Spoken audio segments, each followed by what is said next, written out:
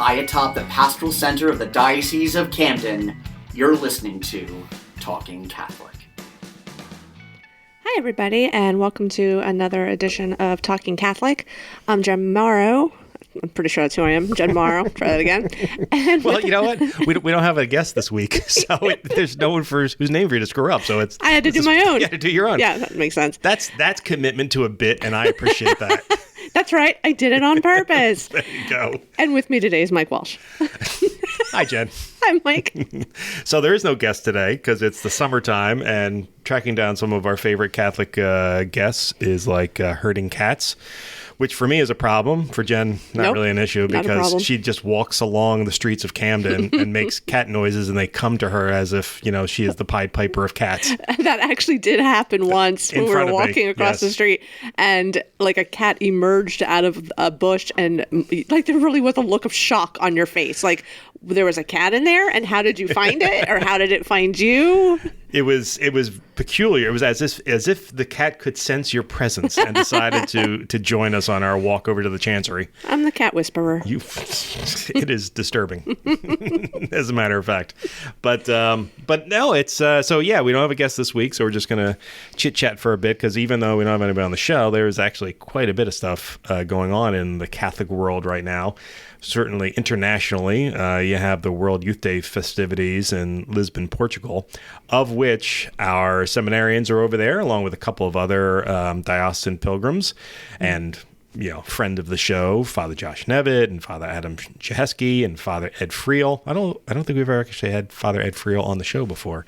But we should have him on so I can see if I can pronounce his name, which I will. I would like to believe you could. I could, because he's no Chehesky, because I got that one. I practiced that one a long time. Yes. So I got that one now. And famously, people like to accidentally refer to Father Josh as Father Nevitt as opposed to Nevitt, which I didn't think was possible. Me neither. And yet we were both someplace where they did it, and nobody's let him forget it. So it's been kind of nice. I feel bad for him. Nah, you shouldn't feel bad for Father Josh. I do, because everybody also says that he looks like Blessed Father McGivney as well. He does look like Blessed Father McGivney. Yeah. Which I don't know how I would take that if I were he. I don't know. I think it's a honor because Blessed McGivney is blessed, and there you go. Way to work it through. Yep. All right. There you go. All right. Well. Anyway, I didn't see it until somebody said it, and then I looked at Father Nevitt and I said, "Oh my gosh, you do look like Blessed Father McGivney." You can't unsee it. It's basically because they both have the same hairstyle, essentially, and they're roughly the same age right now. But I forget how old Blessed McGivney was when he died.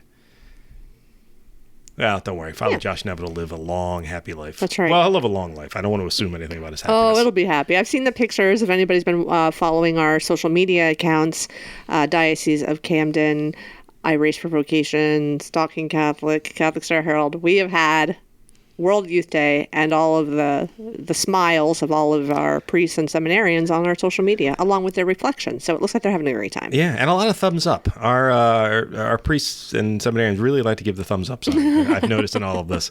No, they really do. They look like they're genuinely enjoying themselves. They're meeting a whole bunch of other pilgrims. They met some folks from Brazil, I know, some folks from the UK.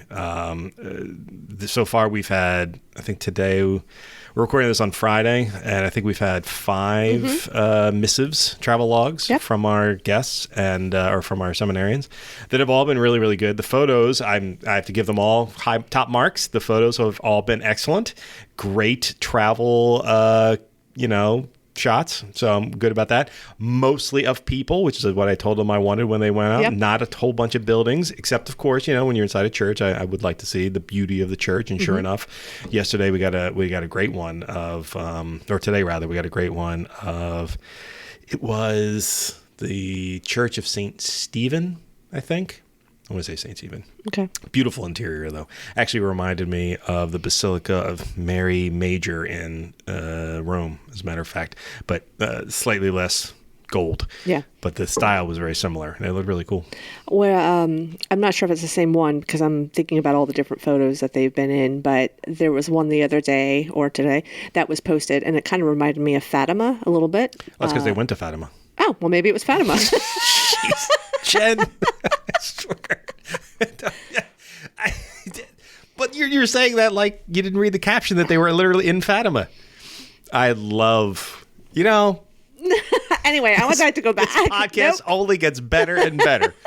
They were in Fatima, and that's probably why it looked like that, because it was pretty amazing. And they went to one of the kids' homes, one of the Fatima children. They got to see her bedroom. I forget which one it was. That caption I may not recall. Okay. But they went there and they walked the path that the Fatima children walked when Mary appeared to them. Right. They said they found that quite moving. It's been incredible. So I was in Fatima many, many moons ago. Did the pictures you saw the other day look like that? It looked so much like it. Like, it really reminded me of Fatima. And it was a beautiful place. It was the first time that... Stop laughing. It was the first time that I had been somewhere like that, when I've seen people genuflect by kind of like on their bellies. Have you seen that? Where it's like you're... Well, I've heard of people kneeling their way towards the shrine at Fatima. I've never heard of people. Yeah, they're actually. Across. That's what they were doing. Like, they're actually like on their elbows. Oh, I didn't know. Yeah, and that was the first time I'd seen that. Yes, there's the kneeling, but there was quite a few people that are doing it, like basically like an army crawl on their elbows, and no, it was of all ages. That was amazing to me. But it's a beautiful place. I would recommend anybody go to Fatima. It wasn't exactly what I was expecting, probably because that was the first major shrine I've ever been to, and it was a beautiful, beautiful shrine surrounded by a lot of tourism. Like, the tourism stops at the gate or stops at but so I guess I wasn't expecting that. I should have in hindsight, but the people were super nice, and outside of the gate, of course, as well. But it was beautiful. So I hope they're having a great time. I remember a couple of years ago, we had a pilgrimage to Fatima, and there were people doing travel logs from it, and they mentioned that. And I will admit that when I heard that, it was actually mildly off-putting, because I have bad knees, and I will never ever be able to be that humble to crawl my way across something, because I'd make it 2 steps and then just fall on my face and say, this is far enough. Well, now you can do the army crawl. You don't need your knees. I still need my elbows. I'm an old man. I am an old fat man. Don't ever forget that, Jen. I'm an old, creaky fat man who has lived his life fully. There used to be I wish I could remember. There was a motorcycle driver. Oh, God, I won't remember the quote, so I'm not going to say it. But essentially it was, you want to live your life in a way that as you cross you basically slide out from underneath your motorcycle, having lived a very full life, crossing the finish line into a blaze of glory. Okay. And I kind of feel like that's how I've sort of lived my life so far, is that on my body, I'm literally going to fall apart by the time I shake off the mortar coil. So wheel's falling off there, a fender's falling off there, and then... My knees are killing me, my back is driving me nuts. I got a constant headache. It's like, it's terrible. We should just start like a health podcast, and you can talk about your health ailments, and we can have doctors on to try to solve what's going on with you. No, that's what's wrong with me is I eat bad and I'm fat. That's it. My doctor figured out, be less fat and eat better, and you're going to live long and be happy. Be less fat. Yes.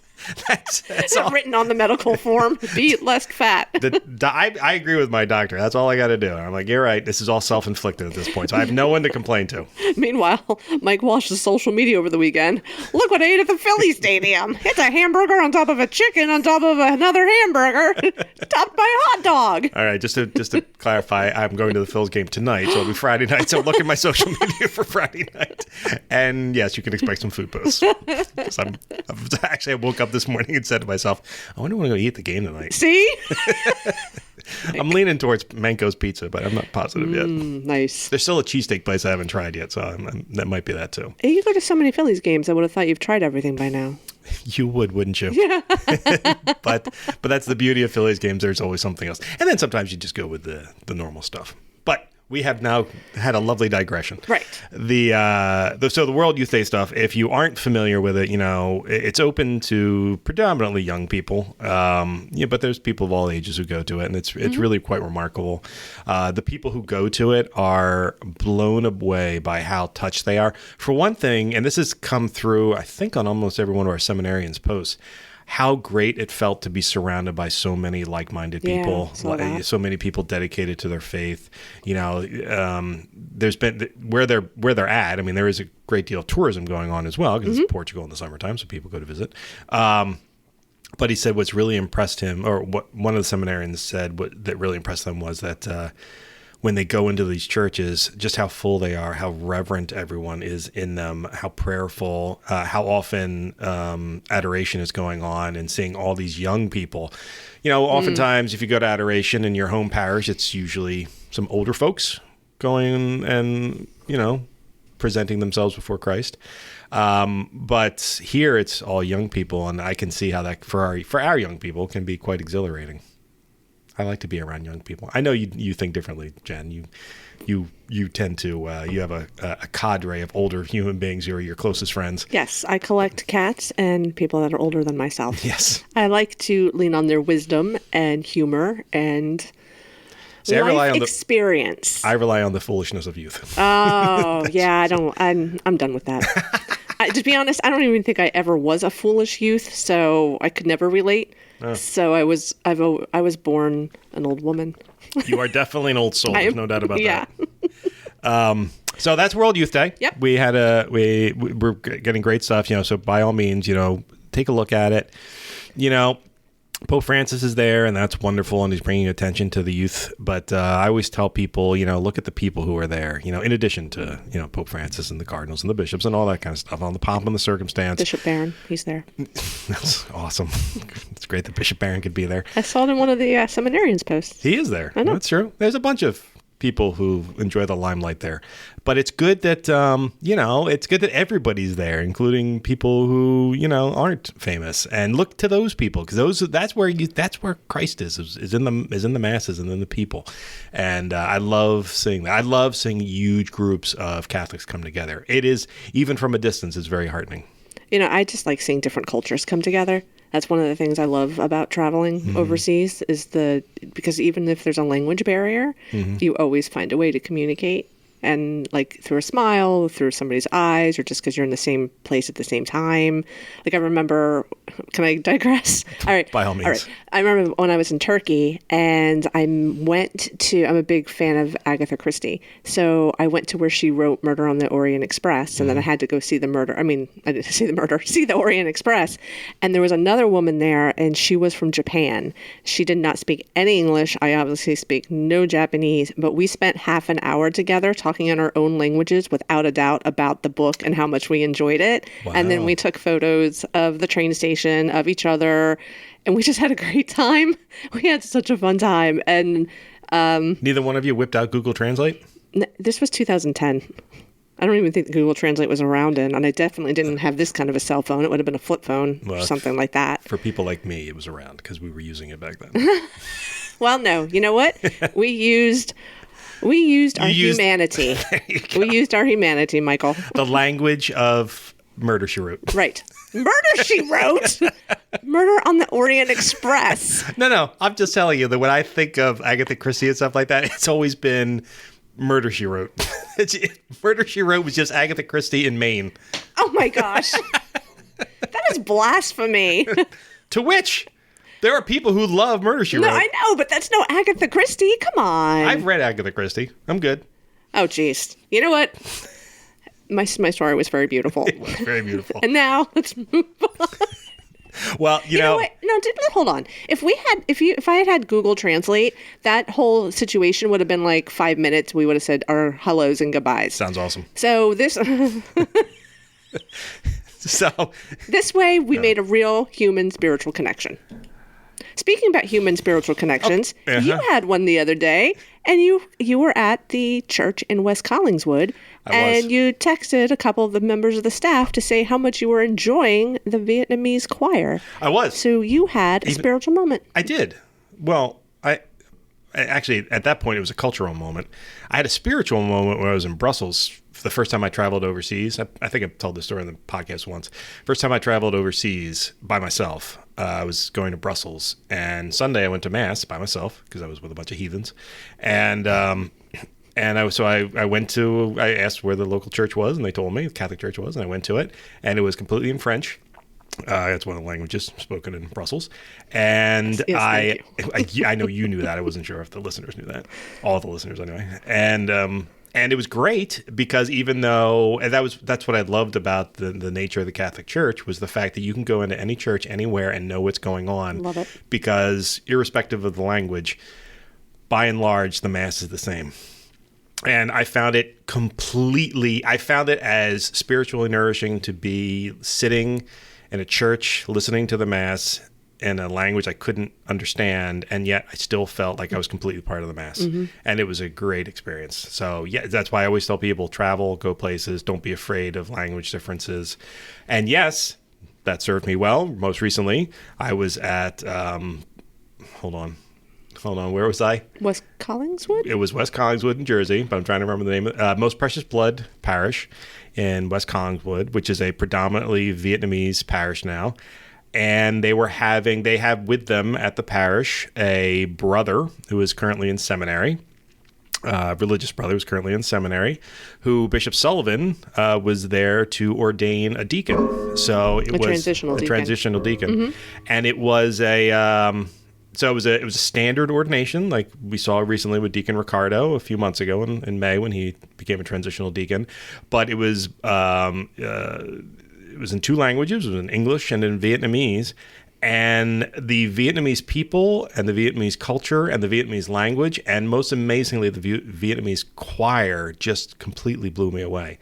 The women were all dressed in traditional Vietnamese attire, which was, like right off the runway. It was just beautiful. They looked absolutely beautiful. Colorful, different colors. Everybody had different colors on. Everybody was eye-catching.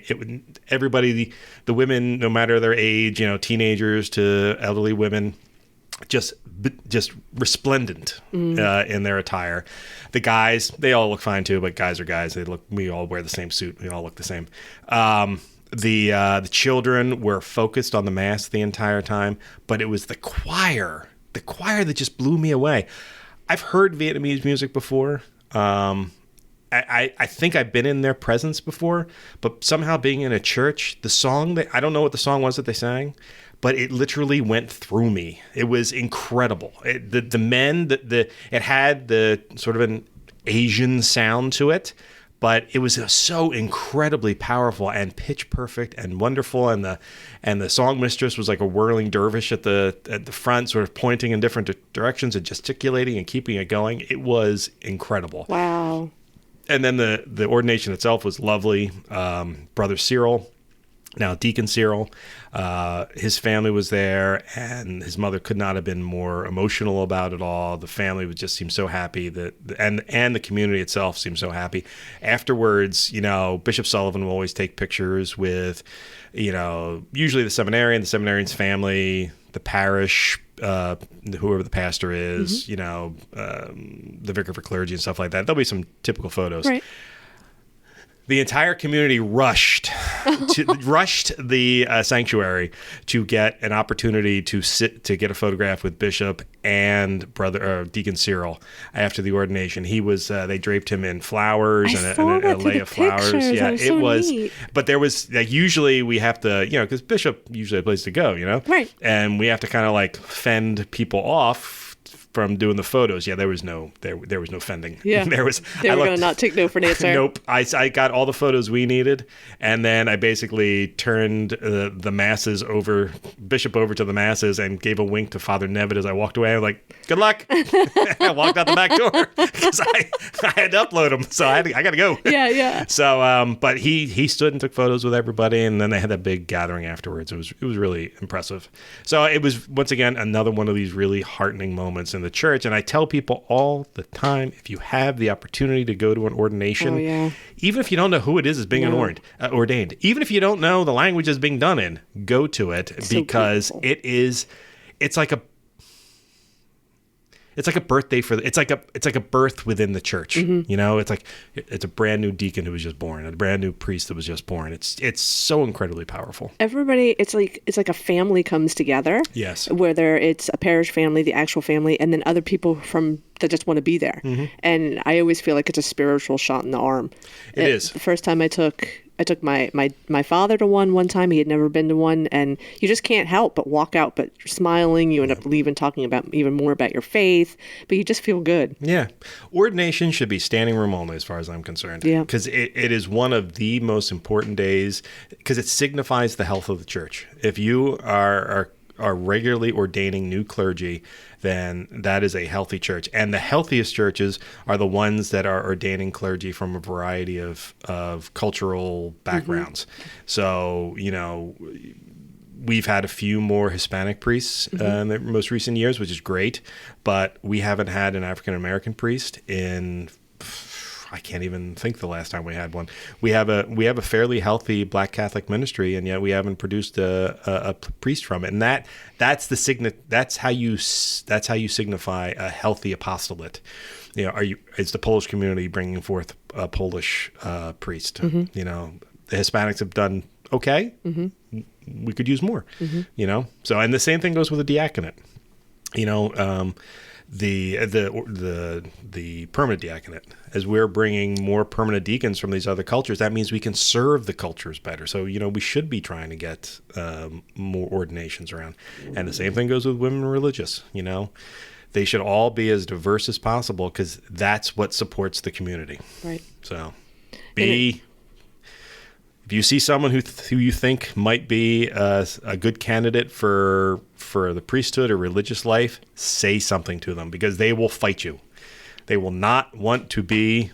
Very rarely do they not have misgivings about the idea, like anybody does. Like anybody thinking about becoming married or where to go, they question everything. Right. Like everything else, and they need the support of people to say to them, you'd make a great priest. You'd make a great nun. It usually takes somebody else to recognize your gifts before you ever do. Yes. I mean, that's normal with, I think, whether it's a marriage, ordination, a job, unless you're just special. Don't get me wrong. I know how good I am at stuff. I don't need anyone to say anything to me. But it's still nice to hear from time to time. Right. Oh, my gosh. Speaking about, you were talking about the Black Catholic Apostolate. We recently had a group of our Black Catholic Ministry Commission members go down to kind of outside Washington, D.C. area. And we're hoping to get them on the podcast because I know that they went to the National Black Catholic Congress, and really looking forward to hearing what came out of there, what kind of fruits, and I suspect that was probably discussed, more Black priests, African American priests, because I know that they discuss it in the apostolate. So I'm sure it was discussed there as well. Yeah, that Congress was just in the Diocese of Camden not too long ago, maybe 5 years ago. And it's a great group. Black Catholics are a very small population in the Catholic Church, but a powerful one and one with an incredible culture. So I'm glad that the Congress has sort of come out of COVID because they were sort of shelved for a little while too, like the rest of us. But they're meeting again, and lots of props to Father Vincent Guest, who is the head of the Black Catholic Apostolate in the Diocese of Camden. Not a black man himself, but has fully embraced the culture and understands his role as a facilitator for the apostolate. And he has completely thrown himself into it and done great work with helping to foster the health of that community. So, but he would be the first to say that he is merely there as a spiritual guide. He gives all the credit to the people in the apostolate. Oh yeah, they're very active. But we definitely need to get him back on the Yep. Got to get him on the podcast. Yeah, get on that, would you please? I am. I'm already on the call. I already have reached out. You're the Father Guest whisperer. Cats and random priests. So keep on. I'll take it. Keep on it. Yeah. Actually, who else should we have on the pod? But there's like lots of. First of all, we need Mike Canaris back on the podcast. Yep. It's been. I said I wanted that quarterly, and we've had him on once so far this year, so we're at least one behind. We got to get him back on. He's in Spain right now with his family, but we'll get him back. I want to get Mark Zamaro on the podcast to talk some high school sports. That will be coming up right around the back to school time. Talk about a little sports preview. We should put Camden Catholic on the podcast too sometime soon. That'd be good as well. They've be been doing good. a lot of good work over at that They really school. have. They really have. Yeah, Good especially for their them. sports teams. Oh my goodness. Yeah, They are. we should probably highlight them more. Yeah, they do. They have something there called what was it? Athletes for Christ or something like that. Catholic Athletes for Christ. Yeah, we ought to get them on there. They'd be great. Yeah, I think that would be a good idea. We'll reach out to Kate Big over at Catholic Charities or Catholic Camden Catholic and see if we can make that happen. See if they're interested. Yeah, that'd be a great idea. Yeah, I like that it. idea. Good idea. Mm-hmm. Let's keep those ideas coming. On that list of things I wanted to rant about, what else is on there? Well, there's a rant, and there's also Wedding of the Sea. Do you want to talk about that before you rant? Yeah, we should talk. Actually, I should have brought that up much earlier. I apologize for that. So, we had to talk about Fatima. Well, that's true too. And Murder, She Wrote. That was where the digression, I think, started. No, the Wedding of the Sea is in South Jersey. It's the vigil of the Feast of the Assumption and the Feast of the Assumption, which is on Monday and Tuesday of next week, the 14th and the 15th. 14th and 15th. My wedding anniversary is on the 14th, and I traditionally spend it with John Kalitz in Wildwood. He's now, I don't know how it happened, but it's nice. It's nice to spend time with him on my wedding anniversary. Your wife is a good sport. She is. That's right. We give each other our traditional high five, and out the door I go. Oh, come on! You should bring her. You can share it with John and your actual wife. We've talked about this. The missus learned long ago that her life is so much easier when she doesn't spend time watching me work. Oh, so okay. That is not a good wedding present for my wife to watch me running all over Wildwood, getting sweaty, and taking pictures of people dunking themselves in the Atlantic Ocean. Yeah. But the Wedding of the Sea, it's like I said before, it's always on the vigil and the feast of the Assumption. There's an old Italian tradition. Goes back 1,000 years probably, of a terrible storm happening, and to help quell the storm, the bishop threw his episcopal ring into the water, and the storm went away. And it was a blessing to the ocean and to the city, which was under impending destruction from the oncoming storm. So that tradition has been brought over by Italian immigrants over the years, and in our shore communities, which have such an important relationship to the Atlantic Ocean, they've been conducting these Wedding of the Sea ceremonies over the years. Typically involves going out in a lifeguard boat and throwing a ring of flowers in and saying a blessing over the ocean for the people. Although this year we're having our first one that's not going to be on the ocean, right? Yeah, that should be interesting. So as you mentioned, we have August 14th. That's Monday. That'll be at 4:30 p.m. in Wildwood at the St. Anne Church. And then there'll be a procession to the sea. And the next day at noon on August 15th, Tuesday, Bishop will be celebrating Mass.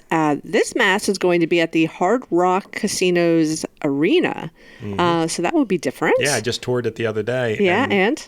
That location is going to work out just great. Yeah, this is the first time we've been back to the boardwalk in a couple of years. It's usually at Boardwalk Hall, but this facility became available, and it's a great facility, so it should be a great Mass. And then you go procession. out, and then you process to the boardwalk and to the water, and it's great. Bring your little water bottle so you can soak up some of that holy water that Bishop has blessed. Yeah, and that's great. So, and then, if you're also in the South Jersey area, of course, a lot of the parishes along the shore, like St. Brendan the Navigator, St. Thomas the Apostle, Our Lady Star of the Sea, Holy Trinity, St. Damien, St. Joseph's, just, check your parish bulletin. A lot of our churches along the water. And where's our first river one going to be? Oh, I know, right? St. Mary's in Gloucester City area. It's going to have its first river Wedding of the Sea, which we love. Blessing of the Delaware River. Which, if you know That's pretty neat. It is pretty neat, because if you know anything about this area and Gloucester City itself, the ports of Gloucester are some of the largest in the region, and an incredible amount of cargo goes in and out of the Philadelphia, Gloucester City, Camden area through those ports, and it's the lifeblood. It's the thing that made Gloucester City what it is those ports. So having a blessing of the river makes perfect sense. Actually, if anything, I'm shocked we never did it before. That's a great idea. I know. I'm looking forward to Congratulations to the folks over at St. Mary's who decided to do that, because that was a spectacular idea. Yeah. I like that.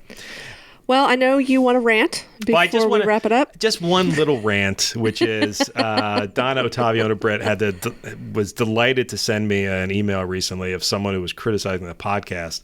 They wanted to listen to one of our Eucharistic revival speakers, and she just sent them a link to the podcast, which we had posted his presentation on.